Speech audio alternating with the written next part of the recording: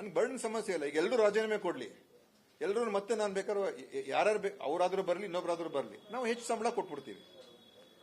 Financial ಬರ್ಡನ್ಗೆ ಸಂಬಂಧ ಇಲ್ಲ. ನಾವು ಅದನ್ನ ನಾವು ಹೊಂದ್ಕೊಡಿ. ಈಗ ನಾವು ಎಲ್ಲರೂ ಈಗ 9,041 ಸ್ಟಾಫ್ ನರ್ಸ್ ನಾಳೆ ಈಗ ಇರೋರು 8,100 ಇದ್ದಾರೆ.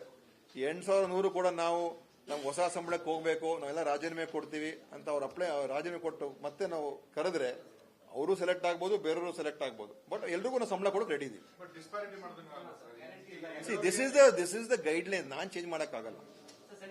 ಬಿಕಾಸ್ ಇದು ಏಕ್ದಮ್ ಸಂಬಳ ಕಾಂಟ್ರಾಕ್ಟ್ ಬೇಸ್ ಮೇಲೆ ಜಾಸ್ತಿ ಆಗ್ತಾ ಇರುವಂತದ್ದು. ಸೊ ನಮಗೆ ಇದು ಆಪರ್ಚುನಿಟಿಗೆ ಎಲ್ರಿಗೂ ಸಿಗಬೇಕು. ನಮಗೇನು, ನನಗೆ ಒಬ್ಬ ಡಾಕ್ಟರ್ ಬೇಕು.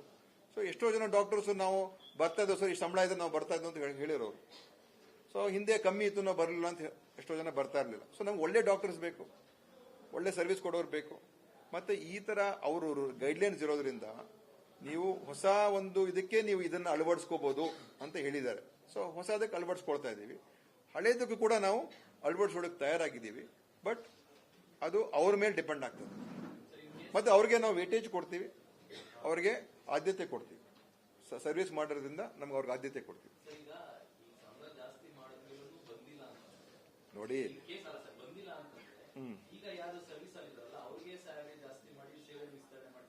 ಇಲ್ಲ ಆ ಥರದ್ದೇನು ಹೊಸ ನೇಮಕಾತಿಗಳು ಮಾತ್ರ ಇದೆ. ಇನ್ ಮುಂದೆ ಯಾವುದೇ ಹೊಸ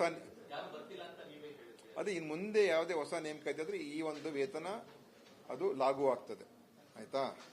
ಸೊ ಮುಂದೆ ಕೆಲವರು ಬಿಟ್ಟು ಹೋಗ್ಬೋದು. ಬಿಟ್ಟು ಹೋದಾಗ ನಾವು ಆ ಪೋಸ್ಟ್ನ ಎಷ್ಟೋ ಜನ ಬಿಟ್ಟು ಹೋಗ್ತಾರೆ ಮಧ್ಯದಲ್ಲೇನೆ.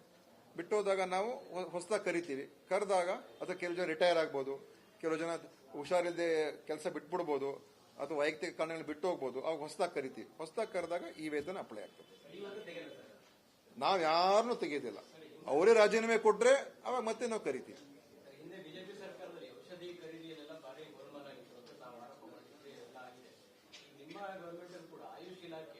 ನಾವೇ ಹೇಳಿರೋದು.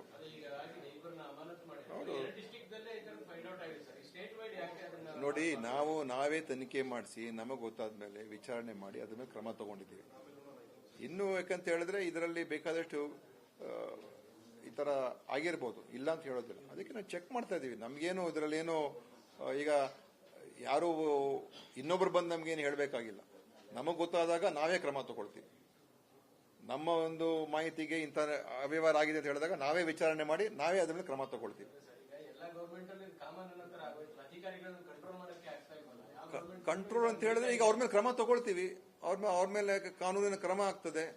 ಅಧಿಕಾರಿಗಳ ಮೇಲೆ ಆಕ್ಷನ್ ತಗೊಳ್ತೀವಿ. ಏನು ಈಗ ತಪ್ಪನ್ನ ನಮಗೆ ಗೊತ್ತಾದ ನಂತರ ನಾವು ಮುಚ್ಚಾಕಕ್ಕೆ ಹೋಗಬಾರ್ದು. ಮುಚ್ಚಾಕಿದ್ರೆ ಅವಾಗ ನಾನು ತಪ್ಪಿತಸ್ಥ. ಗೊತ್ತಾದ್ಮೇಲೆ ನಾನು ಅದನ್ನು ಮುಚ್ಚಾಕಕ್ಕೆ ಹೋದ್ರೆ ನಾನು ಕೂಡ ಅದಕ್ಕೆ ಭಾಗಿದಾರ ಆಗ್ತೀನಿ. ಅದಕ್ಕೆ ನಮಗೆ ಗೊತ್ತಾದಾಗ ಅದನ್ನ ಎಲ್ಲ ವಿಚಾರಣೆ ನಡೆಸಿ ಮಾಹಿತಿ ಬಂದ ಮೇಲೆ ಅವ್ರ ಮೇಲೆ ನಾವು ಕ್ರಮ ತಗೊಂಡಿದ್ದೀವಿ.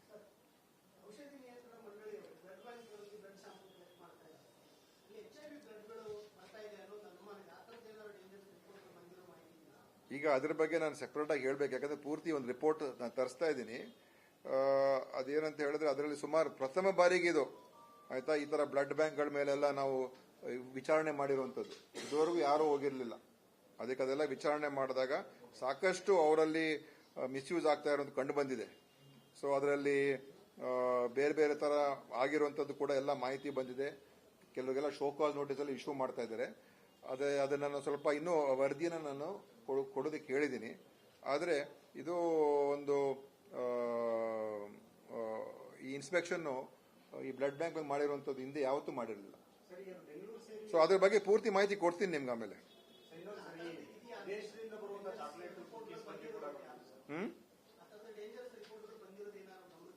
ಅದು ನನ್ನ ಗಮನಕ್ಕೆ ಬಂದಿಲ್ಲ. ಆದ್ರೆ ಬೇರೆ ಬೇರೆ ಅವರು ಅಲ್ಲಿ ನ್ಯೂನತೆಗಳು ಮತ್ತು ಅವರಲ್ಲಿ ಕೆಲವು ಸರಿಯಾಗಿ ಅದು ಮಾಡದೇ ಇರತಕ್ಕಂಥದ್ದು. ಆಮೇಲೆ ಅವರು ಏನು ಬ್ಲಡ್ ಅನ್ನ ಕಲೆಕ್ಟ್ ಮಾಡ್ತಾರೆ ಅದು ಸರ್ಕಾರಿ ಇನ್ಸ್ಟಿಟ್ಯೂಟ್ಗಳಿಗೆ ಕೊಡಬೇಕು ಅಂತ ನಿಯಮಗಳೆಲ್ಲ ಇದೆ. ಅದೆಲ್ಲ ಕೊಡದೇ ಇರುವಂತದ್ದು. ಈ ಕ್ಯಾಂಪ್ಗಳು ಮಾಡ್ತಾರೆ. ಕ್ಯಾಂಪ್ ಮಾಡಿದಾಗ ಅದರಲ್ಲಿ ಒಂದು 25% ಅವರು ರಾಜ್ಯದ ಒಂದು ಸರ್ಕಾರದ ಸಂಸ್ಥೆಗಳು ಕೊಡಬೇಕು ಅಂತ ಇರ್ತದೆ. ಅದೆಲ್ಲ ಕೊಡೋದಿಲ್ಲ ಅವರು. ಈ ತರದೆಲ್ಲ ಇದೆ. ಸೊ ಅದನ್ನ ನೋಡ್ತಕ್ಕಂಥ ಮಾಡಿದೀವಿ. ಅದ್ರ ಬಗ್ಗೆ ಒಂದು ವರದಿ ಕೊಡ್ತೀನಿ ನಾನು. ಬರುವ ವಾರ ಕೊಡ್ತೀನಿ.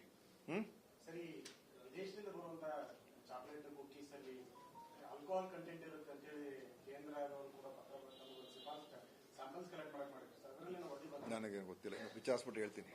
ಫುಡ್ದು ಮತ್ತೆ ಇದ್ರದ್ದು ಡ್ರಗ್ಸ್ದು ನಾನು ಬರುವಾರ ಹೇಳ್ತೀನಿ. ಎಲ್ಲ ಮಾಹಿತಿ ಏನೇನಾಗಿದೆ ಎಲ್ಲ ತಿಳ್ಕೊಂಡು.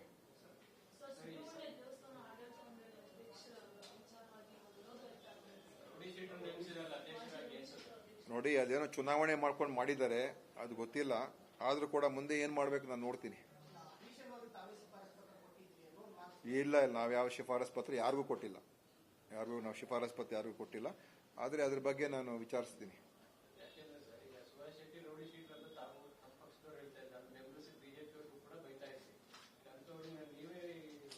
ಅಲ್ಲಿ ಸ್ಥಳೀಯ ಮುಖಂಡರುಗಳೆಲ್ಲ ಅಭಿಪ್ರಾಯದ ಮೇರೆಗೆ, ಸ್ಥಳೀಯ ಜನರ ಅಭಿಪ್ರಾಯದ ಮೇರೆಗೆ ಅಲ್ಲಿ ಶಿಫಾರಸ್ ಆಗಿರುವಂತದ್ದು ಅವರುಗಳಾಗಿ ಸೆಲೆಕ್ಷನ್ ಆಗಿರ್ತದೆ. ಈಗ ಮುಂದೆ ಏನ್ ಮಾಡಬೇಕು, ನಾನು ಈ ತರ ಆಗಿರೋದ್ರಿಂದ ಇದು ಒಳ್ಳೆ ಬೆಳವಣಿಗೆ ಅಲ್ಲ. ಆದ್ರಿಂದ ಇದ್ರ ಬಗ್ಗೆ ನಾನು ನಮ್ಮ ಮುಜರಾಯಿ ಸಚಿವರ ಜೊತೆ ಕೂಡ ಮಾತನಾಡ್ತೀನಿ.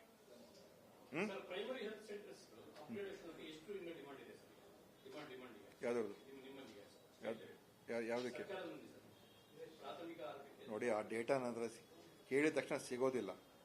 ಆದರೆ ಕಲ್ಯಾಣ ಕರ್ನಾಟಕದಲ್ಲಿ ಎಲ್ಲ ಎಷ್ಟು ಪ್ರಾಥಮಿಕ ಆರೋಗ್ಯ ಕೇಂದ್ರಗಳು ಆ ಭಾಗಕ್ಕೆ ಬೇಕಾಗಿತ್ತು ಅದನ್ನು ಪೂರೈಸಿದ್ದೇವೆ. ಈ ಮೊನ್ನೆ ಎಲ್ಲ ಕರೆದಿರೋ ಟೆಂಡರ್ ಅಲ್ಲಿ ಅದ್ರಲ್ಲಿ ಬಹುತೇಕ ಎಲ್ಲ ಕಡೆ ಆಗ್ತದೆ.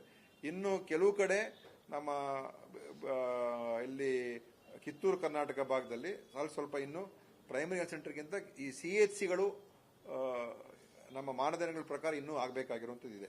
ನನ್ಗೆ ಬರ್ಡನ್ ಸಮಸ್ಯೆ ಇಲ್ಲ. ಈಗ ಎಲ್ಲರೂ ರಾಜೀನಾಮೆ ಕೊಡ್ಲಿ, ಎಲ್ಲರೂ ಮತ್ತೆ ನಾನು ಬೇಕಾದ್ರೂ ಯಾರ್ಯಾರು ಅವರಾದ್ರೂ ಬರಲಿ, ಇನ್ನೊಬ್ಬರಾದ್ರೂ ಬರಲಿ, ನಾವು ಹೆಚ್ಚು ಸಂಬಳ ಕೊಟ್ಬಿಡ್ತೀವಿ. ಫೈನಾನ್ಷಿಯಲ್ ಬರ್ಡನ್ಗೆ ಸಂಬಂಧ ಇಲ್ಲ. ನಾವು ಅದನ್ನ ಹೊಂದ್ಕೊಡಿ. ಈಗ ನಾವು ಎಲ್ಲರೂ ಈಗ 9,041 ಸ್ಟಾಫ್ ನರ್ಸ್ ನಾಳೆ ಈಗ ಇರೋರು 8,100 ಇದ್ದಾರೆ. ಈ 8,100 ಕೂಡ ನಮ್ಗೆ ಹೊಸ ಸಂಬಳಕ್ಕೆ ಹೋಗ್ಬೇಕು, ನಾವೆಲ್ಲ ರಾಜೀನಾಮೆ ಕೊಡ್ತೀವಿ ಅಂತ ರಾಜೀನಾಮೆ ಕೊಟ್ಟು ಮತ್ತೆ ನಾವು ಕರೆದ್ರೆ ಅವರು ಸೆಲೆಕ್ಟ್ ಆಗ್ಬೋದು, ಬೇರೆಯವರು ಸೆಲೆಕ್ಟ್ ಆಗ್ಬೋದು. ಬಟ್ ಎಲ್ರಿಗೂ ನಾವು ಸಂಬಳ ಕೊಡೋಕೆ ರೆಡಿ ಇದೀವಿ. This is the guide line. Non change ಮಾಡಕ್ಕಾಗಲ್ಲ. ಬಿಕಾಸ್ ಇದು ಏಕ್ದಮ್ ಸಂಬಳ ಕಾಂಟ್ರಾಕ್ಟ್ ಬೇಸ್ ಮೇಲೆ ಜಾಸ್ತಿ ಆಗ್ತಾ ಇರುವಂತದ್ದು. ಸೊ ನಮಗೆ ಇದು ಆಪರ್ಚುನಿಟಿಗೆ ಎಲ್ರಿಗೂ ಸಿಗಬೇಕು. ನನಗೆ ಒಬ್ಬ ಡಾಕ್ಟರ್ ಬೇಕು. ಸೊ ಎಷ್ಟೋ ಜನ ಡಾಕ್ಟರ್ಸ್ ನಾವು ಬರ್ತಾ ಇದ್ದೋ ಸರ್, ಈ ಸಂಬಳ ಇದ್ರೆ ನಾವು ಬರ್ತಾ ಇದ್ದೋ ಅಂತ ಹೇಳಿರೋರು. ಸೊ ಹಿಂದೆ ಕಮ್ಮಿ ಇತ್ತು, ನಾವು ಬರಲಿಲ್ಲ ಅಂತ ಎಷ್ಟೋ ಜನ ಬರ್ತಾ ಇರಲಿಲ್ಲ. ಸೊ ನಮ್ಗೆ ಒಳ್ಳೆ ಡಾಕ್ಟರ್ಸ್ ಬೇಕು, ಒಳ್ಳೆ ಸರ್ವಿಸ್ ಕೊಡೋರು ಬೇಕು. ಮತ್ತೆ ಈ ತರ ಅವರು ಗೈಡ್ಲೈನ್ಸ್ ಇರೋದ್ರಿಂದ ನೀವು ಹೊಸ ಒಂದು ಇದಕ್ಕೆ ನೀವು ಇದನ್ನ ಅಳವಡಿಸ್ಕೋಬಹುದು ಅಂತ ಹೇಳಿದ್ದಾರೆ. ಸೊ ಹೊಸದಕ್ಕೆ ಅಳವಡಿಸ್ಕೊಳ್ತಾ ಇದ್ದೀವಿ. ಹಳೇದಕ್ಕೂ ಕೂಡ ನಾವು ಅಳವಡಿಸೋದಕ್ಕೆ ತಯಾರಾಗಿದ್ದೀವಿ. ಬಟ್ ಅದು ಅವ್ರ ಮೇಲೆ ಡಿಪೆಂಡ್ ಆಗ್ತದೆ. ಮತ್ತೆ ಅವ್ರಿಗೆ ನಾವು ವೇಟೇಜ್ ಕೊಡ್ತೀವಿ, ಅವ್ರಿಗೆ ಆದ್ಯತೆ ಕೊಡ್ತೀವಿ. ಸರ್ವಿಸ್ ಮಾಡೋದ್ರಿಂದ ನಮ್ಗೆ ಅವ್ರಿಗೆ ಆದ್ಯತೆ ಕೊಡ್ತೀವಿ. ನೋಡಿ,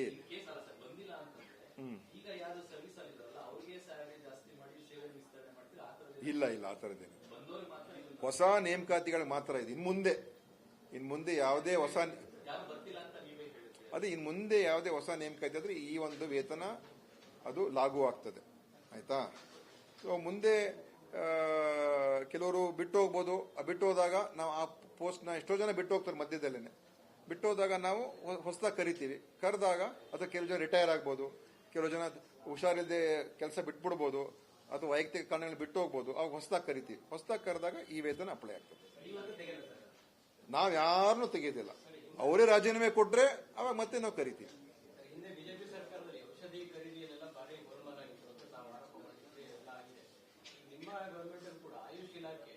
ನಾವೇ ಹೇಳಿರೋದು.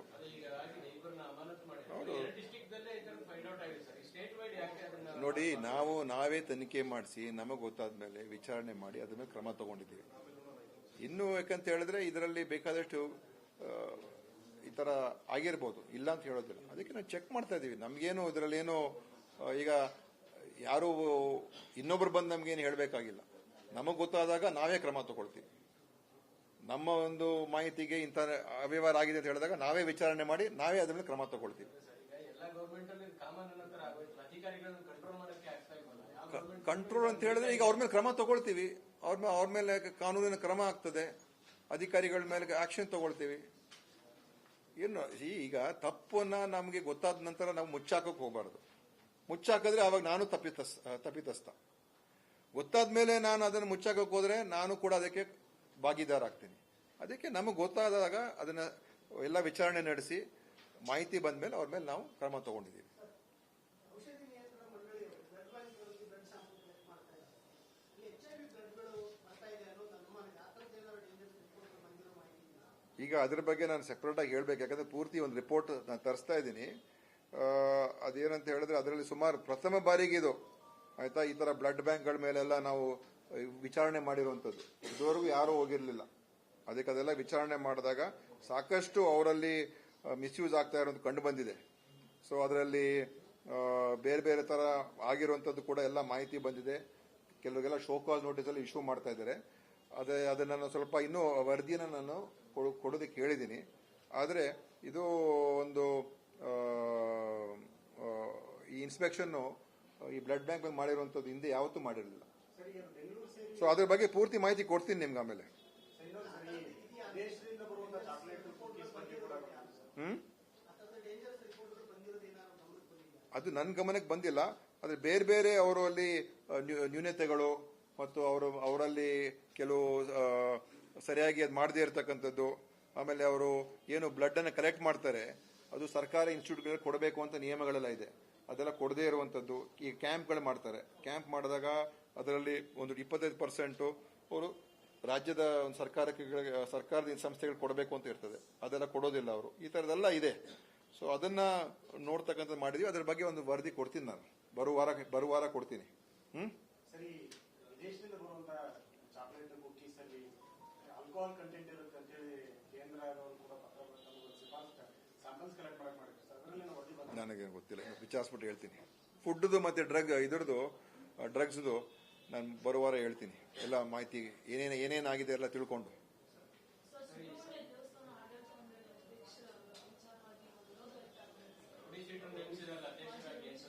ನೋಡಿ, ಅದೇನೋ ಚುನಾವಣೆ ಮಾಡ್ಕೊಂಡು ಮಾಡಿದ್ದಾರೆ, ಅದು ಗೊತ್ತಿಲ್ಲ. ಆದ್ರೂ ಕೂಡ ಮುಂದೆ ಏನ್ ಮಾಡ್ಬೇಕು ನಾನು ನೋಡ್ತೀನಿ. ಇಲ್ಲ, ನಾವ್ ಯಾವ ಶಿಫಾರಸ್ ಪತ್ರ ಯಾರಿಗೂ ಕೊಟ್ಟಿಲ್ಲ. ನಾವು ಶಿಫಾರಸ್ ಪತ್ರ ಯಾರಿಗೂ ಕೊಟ್ಟಿಲ್ಲ. ಆದ್ರೆ ಅದ್ರ ಬಗ್ಗೆ ನಾನು ವಿಚಾರಿಸ್ತೀನಿ.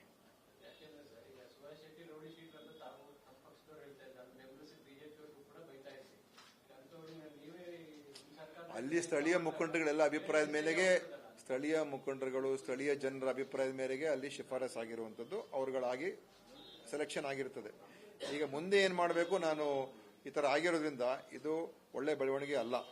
ಆದ್ರಿಂದ ಇದ್ರ ಬಗ್ಗೆ ನಾನು ನಮ್ಮ ಮುಜರಾಯಿ ಸಚಿವರ ಜೊತೆ ಕೂಡ ಮಾತನಾಡ್ತೀನಿ.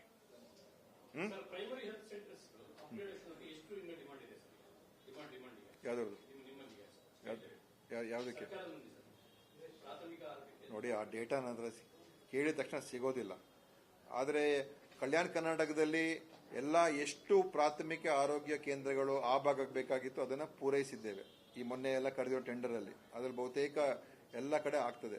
ಇನ್ನು ಕೆಲವು ಕಡೆ ನಮ್ಮ ಇಲ್ಲಿ ಕಿತ್ತೂರು ಕರ್ನಾಟಕ ಭಾಗದಲ್ಲಿ ಸ್ವಲ್ಪ ಇನ್ನು ಪ್ರೈಮರಿ ಹೆಲ್ತ್ ಸೆಂಟರ್ಗಿಂತ ಈ CHCಗಳು ನಮ್ಮ ಮಾನದಂಡಗಳ ಪ್ರಕಾರ ಇನ್ನೂ ಆಗಬೇಕಾಗಿರುವಂಥದ್ದು ಇದೆ.